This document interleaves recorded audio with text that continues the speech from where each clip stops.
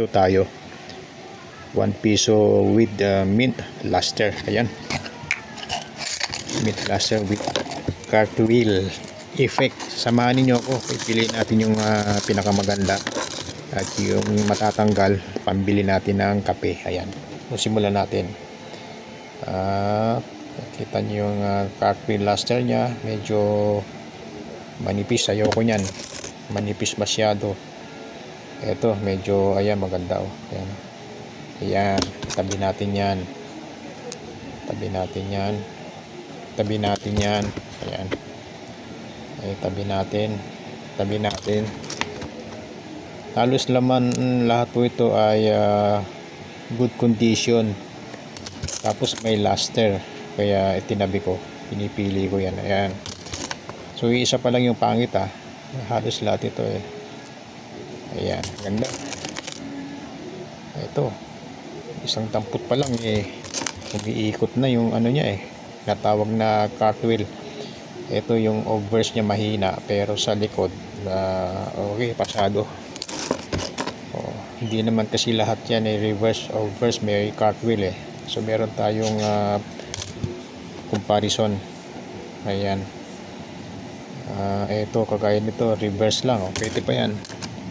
So lahat po yan magaganda, magaganda pa condition. Ayan, meron pa. Ayan, obverse meron siya, cartwheel meron.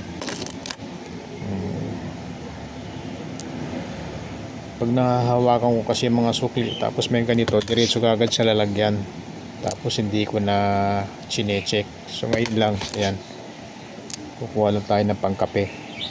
Sino matanggal. Ayan, magaganda pa, wala yatang itatapon, wala yatang itatapon. Maganda nila. Ayan, kaya ko po ito itinatabi kasi pang ano ito, pang buo ng coin set, meron akong binubuo.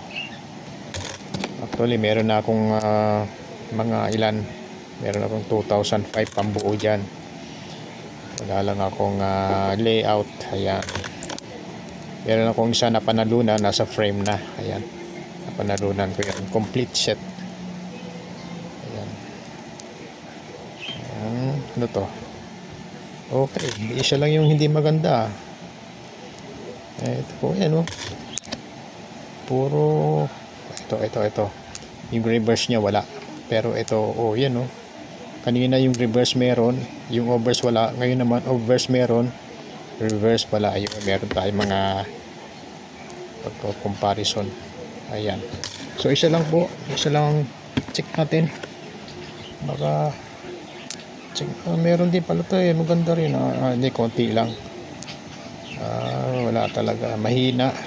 So yan lang po, isa laban sa marami. So maraming salamat po, sinamahan niyo ako sa paghahanap ng pag-organize nito coins. Katuwa lang, susunod ito mamaya-maya lang po. Maraming salamat sa inyo, God bless.